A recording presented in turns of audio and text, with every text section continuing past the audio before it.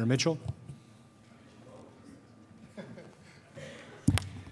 Thank you, Mr. President. Senator Johnston, if you want to subsidize the development of renewable technology on the backs of struggling Colorado utility payers, full speed ahead, sir.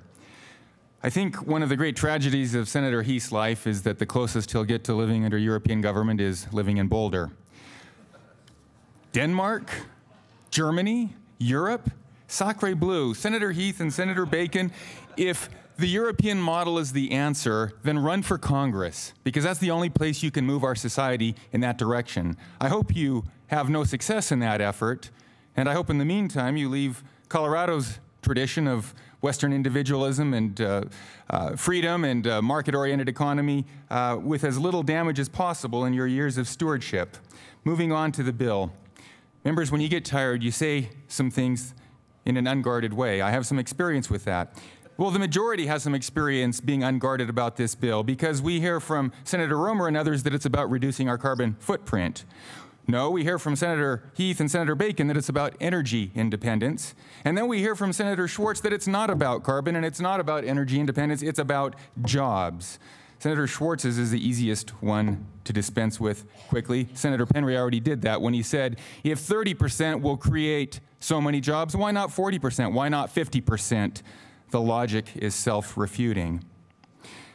Senator Heath and Senator Bacon, no, let's go back to Senator Heath and Senator Bacon, energy independence. That also has been dispensed. We are not fueling our automobiles with the energy affected by this bill.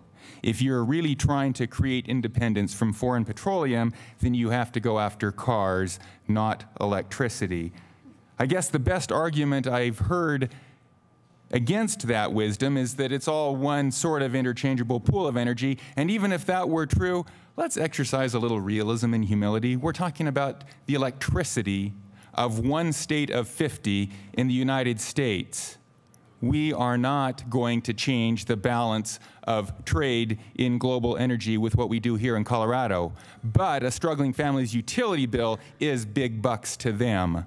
So leave single mothers alone, leave working families alone, and don't try and subsidize your European dreams of what a beautiful environmental future would look like of American energy independence.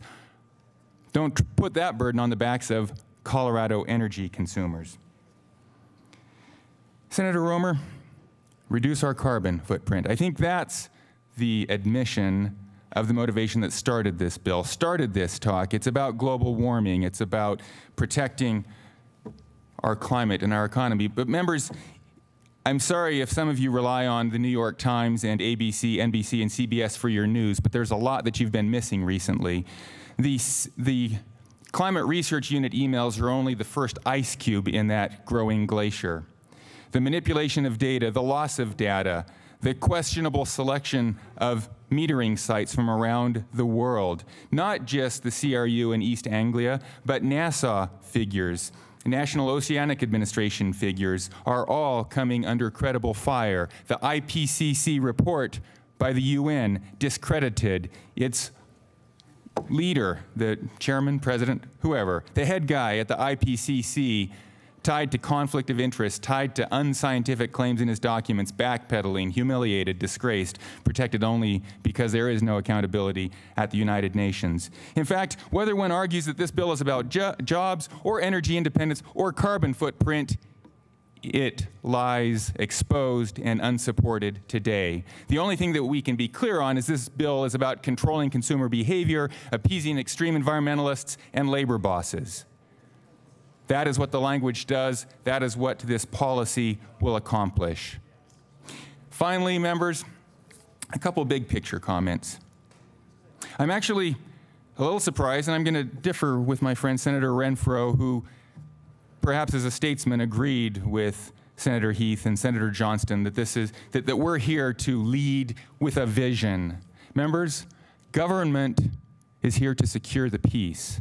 Government is here to protect rights. Government is here to preserve peace and order so that free people, not just in the market, but in their churches, in their culture, in their entertainment, in their entrepreneurial activities, so that a free society has vision and leads and heads the direction that their God-given talents inspire them to head.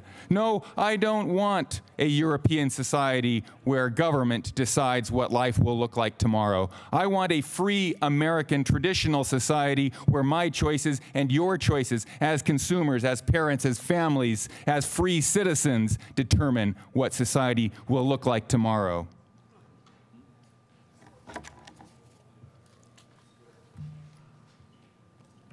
And if you think we should be controlling those issues with our votes here today or in Congress, you're scary.